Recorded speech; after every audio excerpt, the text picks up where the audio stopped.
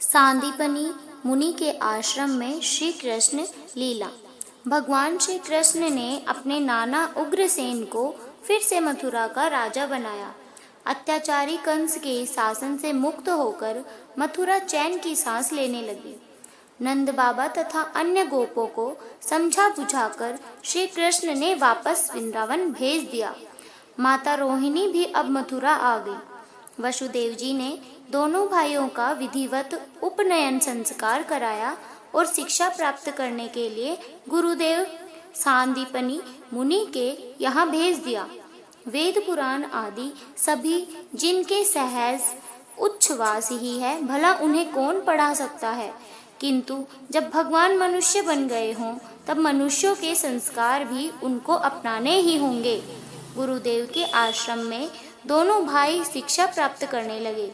ब्रह्मचारियों सावेश उनके जैसा ही तपस्वी जीवन और गुरुजी की आज्ञा का पालन करने में निरत रहना, यही दोनों भाइयों की दिनचर्या बन गई थी। यही श्री कृष्ण की मित्रता सुदामा से हुई।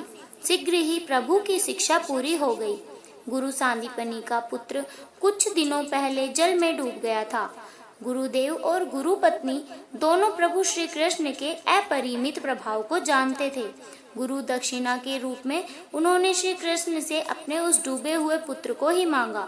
बड़े भाई बलराम सहित श्री कृष्ण यमलोक पहुँचे।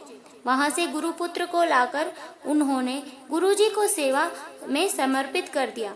गुरुपत्नी एवं गुरुदेव सांदीपनी परम प्रसन्न हुए और दोनों भाइयों को ढेर सारा आशीर्वाद देकर उन्होंने अपने आश्रम से विदा किया।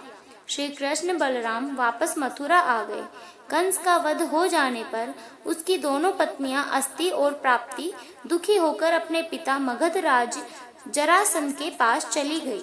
क्रूर जरासंध अपने जामाता का बदला लेने के लिए आतुर हो